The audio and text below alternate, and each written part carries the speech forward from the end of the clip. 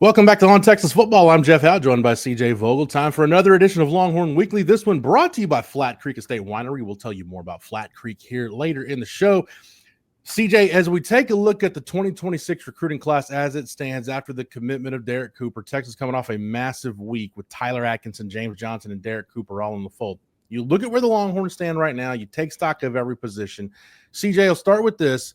What does Texas need to finish off this class to where you'll feel like they really maximize this cycle? Or do you feel like they've done it already? Look, they're in a good spot right now. I know that we talked about it in the month of June. They had a great base with the defensive line. Obviously, you added some really strong offensive line pieces and then started to bolster out some of those wide receivers, right? You know, you get Cohen Brown in the fold. You really like what that room is looking like. Still need an offensive lineman, specifically an offensive tackle. Is that going to be a Malachi Lee with a late flip? We'll have to wait and see. But you'd like to add in one more, maybe even two more offensive linemen to this class. Of course, we talked about it early, I guess late May, early June. Texas could take up to 5 with the right 5. Are those right 5 available right now? Probably not. But you're still liking to add 1 or 2 more offensive linemen. I think you would like to add another wide receiver, another game-changing guy. Again, is that a Caden Finley? Is that a Jabari Mack? Is it a Jalen Lott? It's going to have to be somebody that you flip later on in the cycle. I think you're good in the secondary. I like what you have at cornerback. Maybe a safety of one present itself if you don't win out immediately for Devon Benjamin. But I look at linebacker as well, and I know that you like what Texas has already with Tyler Atkinson, Kosi Okpala. But I know that you were pretty thin when you only took one a few cycles ago with Ty Anthony Smith. Is that a place in which you look at it and say, okay, down the road, whether it be 2026, 2027, that room gets mighty thin, you'd like to have that cupboard stacked. So I look at linebacker as another position in which the Longhorns take one more in this cycle as well. I tend to look at it like this, CJ, and we'll see what happens with the future of the transfer portal. I know we were both at the Texas High School Coach Association convention in San Antonio on Sunday. We'll talk about that here in a minute, but whether it was Sark or Sonny Dykes or Rhett Lashley, almost all the FBS coaches in the state that we heard from, everybody's in favor of one portal window. We'll see when that changes, but when I look at what Texas can add, I think of in terms of what can you not get in the portal or what's really hard to get in the portal. It's really hard, if not impossible. I'm not going to say it's impossible, but it's highly unlikely you're going to find an offensive tackle the caliber of Malachi Lee in the portal without having to pay a premium for them. I think the same goes for edge rusher. I think typically corner and wide receiver are the two positions where you can really find a guy in the portal. I think to a lesser extent, I think running back, safety are on that next tier. I think linebacker is a tier below them. And then unless something just falls in your lap, don't count on finding an edge rusher or an offensive tackle. Right. So I think, to me, I would love to see Texas get another edge rusher to pair with Richard Wesley in this class. I think even if it's the right linebacker, or maybe you find, another off-ball linebacker, and then you consider Kosi Okpala kind of, okay, maybe he's more of a true hybrid type guy, and you'd say, okay, you satisfied your need for another edge rusher just by having Kosi Okpala. So, but I think we're on the same page. I think offensive tackle and I think edge/linebacker are really the two positions where Texas can attack. CJ, I think it's worth mentioning, we saw the Texas staff, this is minutes after Derek Cooper made his commitment to Texas public. We were walking through the convention center there in San Antonio, and right as CJ and I are walking down a hall, the Texas coaches come out from, it looked like a stairwell, it was a back stairwell, but they all come out, and it's Chris Gilbert, Jamal Finner, Chad Scott's there, Sark is there. Needless to say, CJ, at that point, the Texas staff was pretty thrilled. I don't know who Sark was talking to on the phone, but he was on the phone, had a big smile plastered on his face. Needless to say, the Texas staff has to love where they are right now, this run of success they've had over the last 6-7 days. Yeah, the 6-7 days, you can really bump it up to about 10 when Samari Matthews committed on July 11th. Mm-hmm. Look, that's a heck of a run, and all of it coming from outside of the Texas state boundaries, right? Tyler Atkinson, Georgia. You look at the Florida work with Derek Cooper and James Johnson, obviously North Carolina with Samari Matthews. Texas is poaching a lot of high-caliber talent and doing so against some big-time competition, right? I mean, it's been really impressive to see this class really go from good and in a solid spot to great and now in a very good spot moving forward. Texas, of course, now back into the top 10, and it's very top loaded, Jeff. But I think you like what you see on kind of the quote unquote bottom half of that Texas class, right? A Max Wright, great physical traits, longer developing piece on the offensive line. Nicholas Robertson, very much the same, in which I think Texas really kind of fell in love with him whenever he camped in 2024 at the elite camp in June. It's going to be really interesting. And lost amongst all of this conversation is that of Chris Stewart, the wide receiver out of Shadow Creek, where he's been committed for so long that it just kind of feels like he's gone by the wayside. But that's a heck of a talent also in his own right. So right now, you start looking at the top half with a Tyler Atkinson, now a Derek Cooper, John Turntine, and the number one quarterback in the country. This class is pretty darn good on paper. And when you look at the needs that Texas will have to fill for next year, I think so far they're doing a pretty fine job of making sure that there isn't a full lapse of positional depth at specific needs. Whether you want to look at Rivals or 24/7 Sports, whichever your preferred recruiting brand is at this point for national rankings, Texas has a top 5 class right now. They're ranked 5th by one service, ranked 4th by the other. And you look at the 21 commitments, CJ. Sark addressed this. He's addressed it a couple of times, but I really like what he said on Sunday during his press conference. You look at those 21 verbal commitments, more than half of them are out of state. And the quote that I thought was the money quote from him said, quote, "I wish we could corral it a little better than we have. And that's going to be a goal of mine in the next 12 to 24 months, talking about putting a border around the state of Texas." But I thought that response, CJ, and you can go here on the channel. We got Sark's entire press conference posted.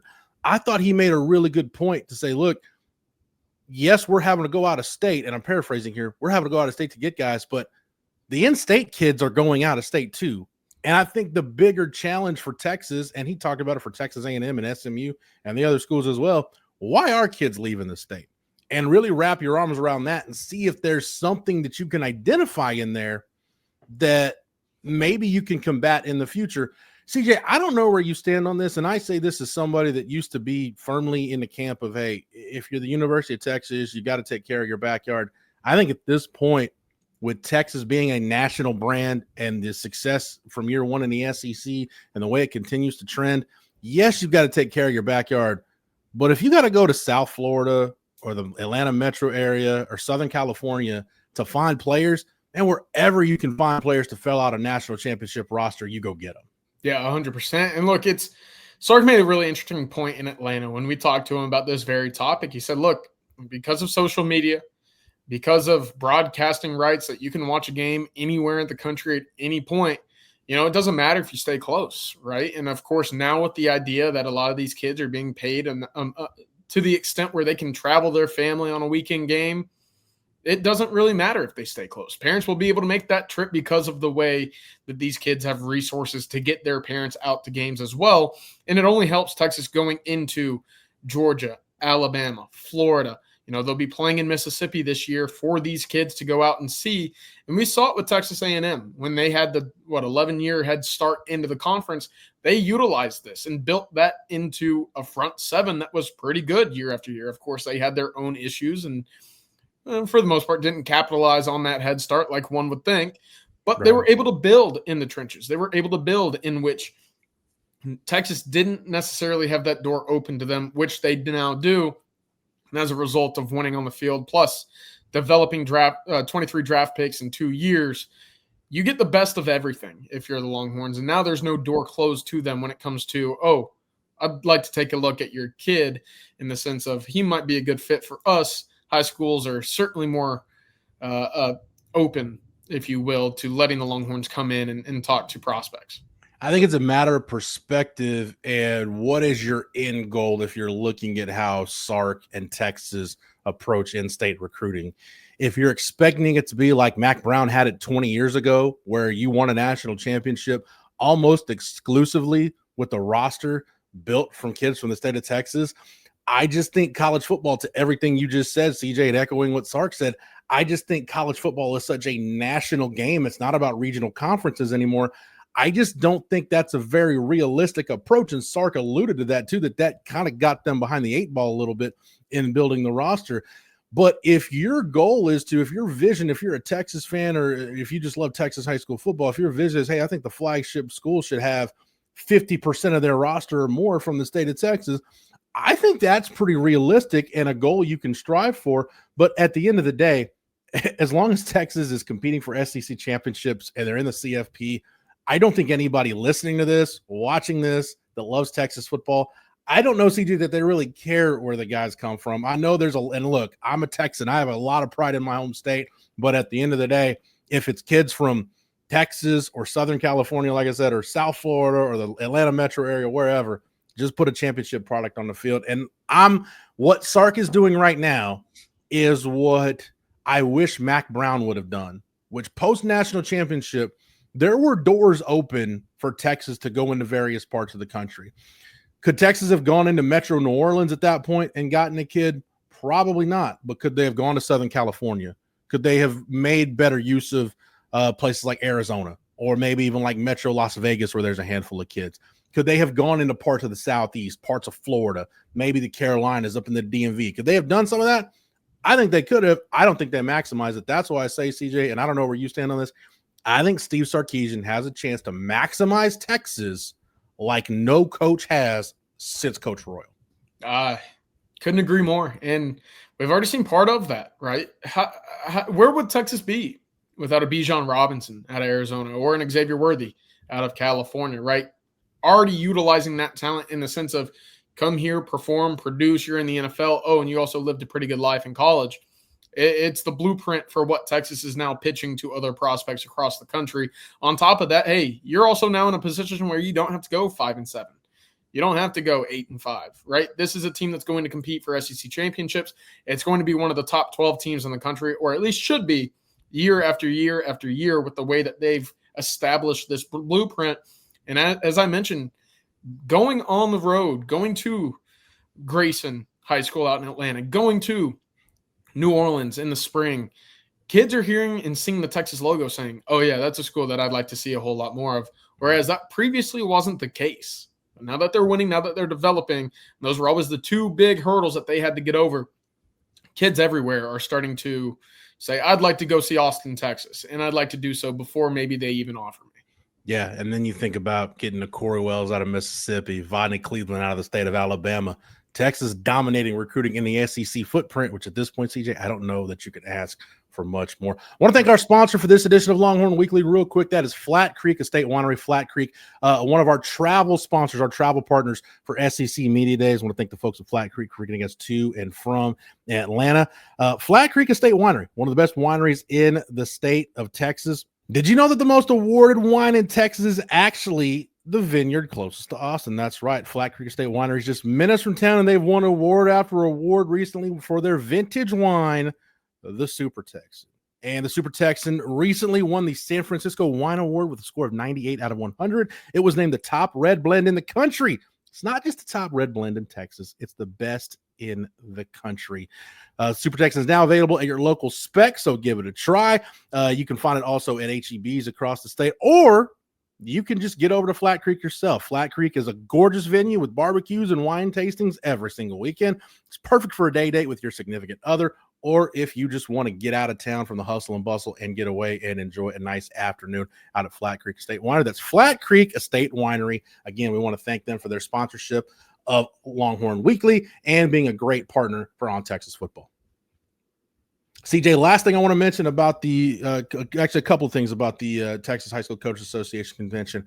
I was there for the Chad Scott lecture. The traffic on I-35 Sunday morning was not kind getting into San Antonio, but I did catch Chad Scott's lecture on running backs. But you were there and caught I had business I had to tend to and missed some of Mark Orfe's lecture. You were there for the whole thing. What'd you take away from Mark Orfe talking about basically the corner mentality at Texas? We talked a lot about it, CJ, and I even asked Sark about it in Atlanta. They're recruiting bigger corners. They want to play more press man. They want to be more physical. If that's the main thing I came away with. If you're not physical on the perimeter, you can't play for Mark Orfe. Yeah, that's 100% it. I know that we've talked about longer length at corner, the speed there. It's not always a perfect marriage, right? It's hard to find a cornerback with both. Texas has done a fine job on the recruiting trail trying to do so, but you really got a sense of the philosophy with Mark Orfe when he spoke Sunday afternoon. He said, look, speed's not critical to play corner physicality is, length is, being able to find technique. That's exactly where I find success with my cornerbacks. And looking at where Texas is positioned for 2025, I think you have a good combination of length, size, and speed. Of course, a Kobe Black, a Cade Phillips, some of these longer guys, it makes sense that this is where the position is going. On top of that, coaching-wise, I really like hearing that they're throwing footballs at these kids every day. I think that's something so simple but so underutilized at the cornerback position that sometimes, that stereotype of, oh, yeah, cornerbacks just can't catch. That's why they're playing there and not wide receiver. Well, that doesn't have to be the case, especially if you're trying to be an opportunistic defense. Take the football away. Oh, and Jeff, he also mentioned when you take the football away, you're scoring. You're not getting that ball just to go get a couple yards, give it back to the offense. No, you're trying to make the game or change the game yourself and put that ball in the end zone. So I liked all of that. On top of it, look, he says that the Texas cornerbacks and safeties, they practice a tackling or some sort of contact drill every single day. So it's not going to be a soft corner on the outside that Texas is throwing out there on the field. Not under Mark Orfe, and certainly not under Coach Aquina. He said, quote, "You can't be a soft ass and play for Dwayne Aquina." End quote. That's I think everybody that's followed Texas football has known that for quite a while. But I've liked hearing that quite a bit last night when Orfe was up on stage. Yeah, one of Coach Aquina's most famous quotes, and I love it. If someone calls you a cover corner, it's an insult. So, yeah, definitely a new day in the Texas secondary.